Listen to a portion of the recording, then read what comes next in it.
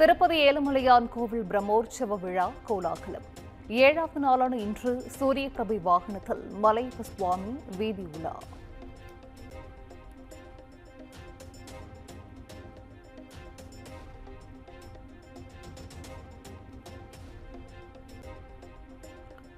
ராமநாதபுரம் மாவட்டம் உச்சிப்புலி அருகே வீட்டின் பூட்டை உடைத்து 100 சவர நகைகள் கொள்ளை.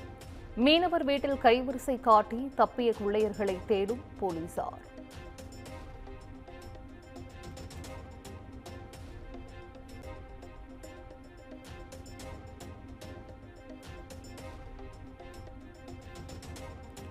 கருவில் உள்ள குழந்தையின் பாலினம் குறித்து ஸ்கேன் பார்த்து கூறிய மருத்துவர் உட்பட 3 பேர் கைது. சேலம் எடப்பாடியில் உள்ள தனியார் மருத்துவமனைக்கு சீல் வைத்து சுகாதாரத்துறை அதிகாரிகள் அதிரடி.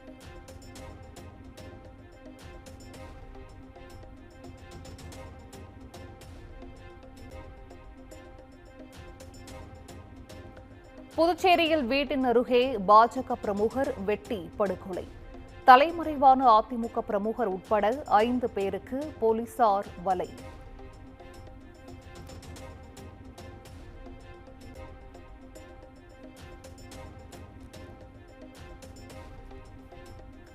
காந்தி ஜெயந்தி நாளில் நடைபெறும் கிராம சபை கூட்டம் ஒத்திவைப்பு. தொடர் விடுமுறையால் பங்கேற்பவர்கள் எண்ணிக்கை குறையும் என்ற கணிப்பால் நகராட்சி நிர்வாக ஆணையர் உத்தரவு.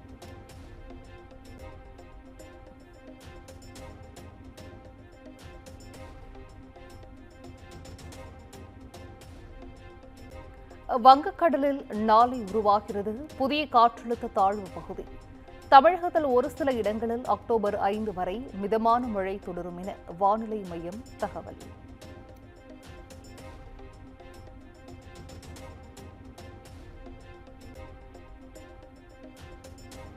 ஏவிபி பிலிம் சிட்டி உரிமையாளர் சந்தோஷ் ரெட்டி மீது 5 பிரிவுகளில் போக்குவரத்து புலனாய்வு போலீசார் வழக்கு. குடித்துவிட்டு சொகுசு காரை ஓட்டி காவலர்களின் வாகனத்தில் மோதி விபத்து ஏற்படுத்தியதாக வழக்கு பதிவு.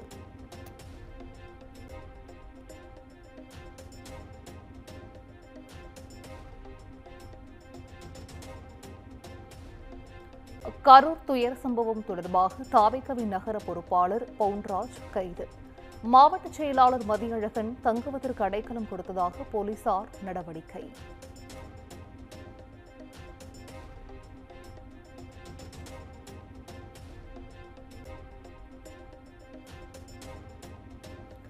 தாவேக தலைவர் விஜயை கைது செய்ய வேண்டும் என்று கோருவது அர்த்தமற்றது.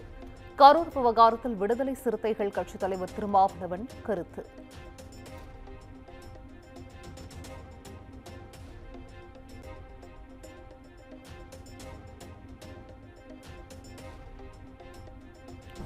கரூர் துயர் சம்பவம் தொடர்பாக தாவேக மாவட்ட செயலாளர் மதியழகன் கைது. காவல்துறை அறிவுரையையும் மீறி தாவேக நிர்வாகிகள் செயல்பட்டதாக குற்றச்சாட்டில் நடவடிக்கை.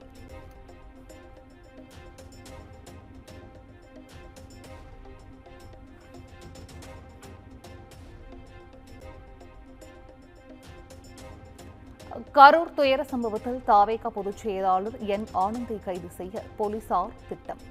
நிர்மல்குமார் உள்ளிட்டோர் கைது செய்வதற்கு போலீசார் தீவிரம் காட்டி வருவதாகவும் தகவல்.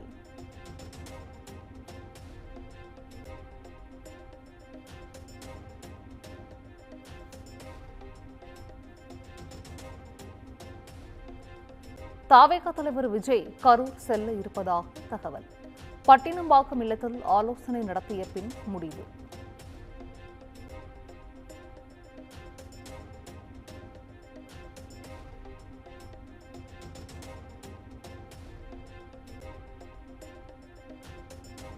கரூர் துயர சம்பவத்தின் உடற்கூறாய்வு அறிக்கைகள் வெளியானது. உயிரிழந்தவர்களுக்கு கடைசி 2-3 நிமிடங்களில் மூச்சுவிட முடியாத நிலை ஏற்பட்டதாக அதிர்ச்சி தகவல்.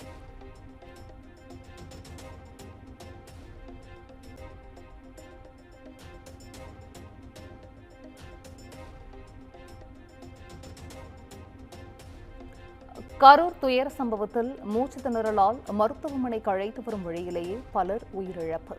10க்கும் மேற்பட்டவர்களுக்கு விலா எலும்புகள் முறிந்து உள்ளுறுப்புகளில் பாதிப்பு ஏற்பட்டு உயிரிழந்ததாக அதிர்ச்சி தகவல்.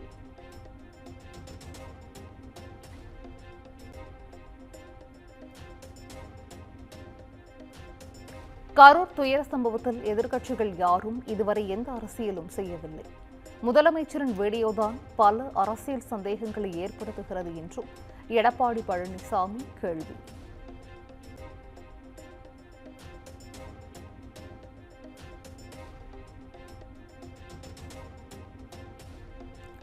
கள்ளக்குறிச்சி கள்ளச்சாராய மரணங்களுக்கு கணக்காத இதயம், கலங்காத கண்கள் இப்போது மட்டும் கலங்குகிறதா? அமைச்சர் ஒருவர் அழுவது போல் நடிக்க தெரியாமல் மாட்டிக்கொண்டதாகவும் எடப்பாடி பழனிசாமி விமர்சனம்.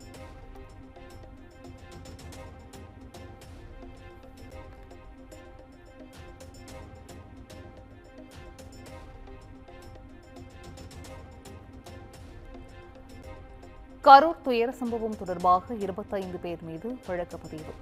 சமூக வலைதளங்களின் மூலமாக வதந்தி பரப்பிய புகாரில் நடவடிக்கை.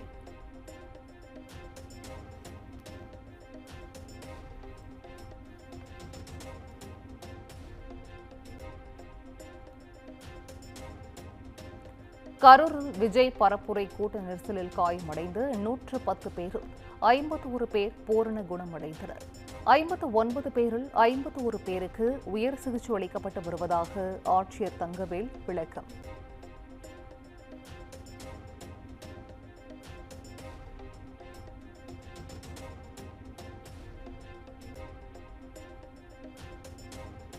கரூர் துயர் சம்பவத்தில் பாதிக்கப்பட்டோரை விஜய் சந்திக்க அனுமதி வழங்க வேண்டும்.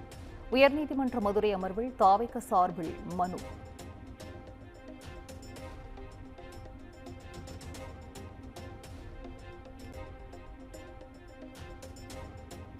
ஒரே இரவில் 39 பேருக்கு எப்படி பிரேத பரிசோதனை நடந்தது? தாவேக தரப்பு வழக்கறிஞர் கேள்வி.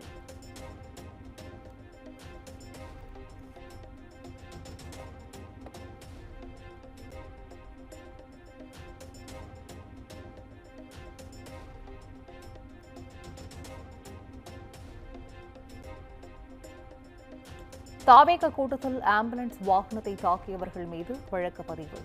10க்கும் மேற்பட்டவர்கள் மீது போலீசார் வழக்கு பதிவு செய்துள்ளதாக தகவல்.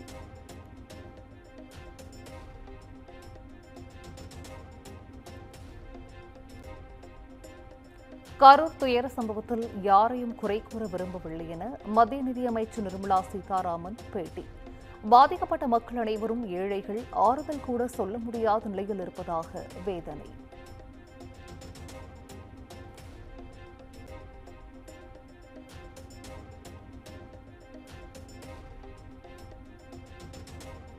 கரூர் துயர சம்பவம் குறித்து தேசிய ஜனநாயக கூட்டணி சார்பில் விசாரணை குழு அமைப்பு. பாஜக எம்பி ஹேம மாலினி தலைமையில் 8 பேர் கொண்ட எம்பிக்கள் குழு விசாரிக்கிறது.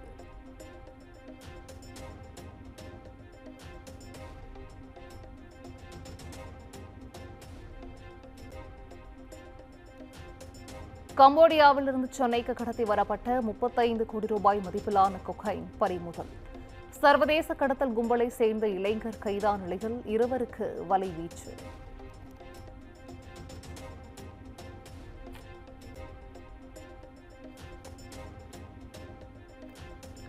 டெல்லியில் பாஜகவின் புதிய கட்டிடத்தை திறந்து வைத்தார் பிரதமர் மோடி. விழாவில் பாஜக தேசிய தலைவர் JP நட்டா, டெல்லி முதல்வர் ரேகா குப்தா உள்ளிட்டோர் பங்கேற்பு.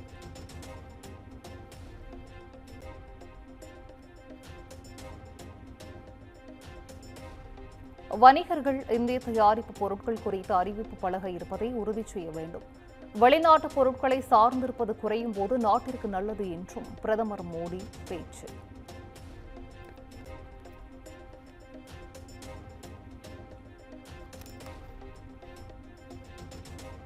அமெரிக்காவுடனான வர்த்தக பேச்சுவார்த்தை தொடர்ந்து நடைபெற்று வருகிறது. இந்தியாவுடன் சுதந்திர வர்த்தக ஒப்பந்தம் மேற்கொள்ள கத்தார், பஹ்ரைன் ஆர்வம் காட்டுவதாகவும் பியூஷ் கோயல் தகவல்.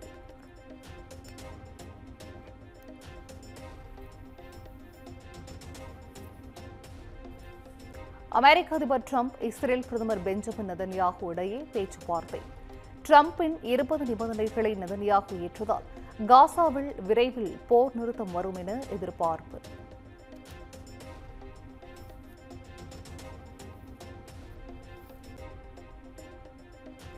சர்வதேச கிரிக்கெட்டிலிருந்து இங்கிலாந்து வீரர் கிறிஸ் ஓக்ஸ் ஓய்வு. 15 ஆண்டு கால கிரிக்கெட் பயணத்தை முடித்துக் கொள்வதாக அறிவிப்பு.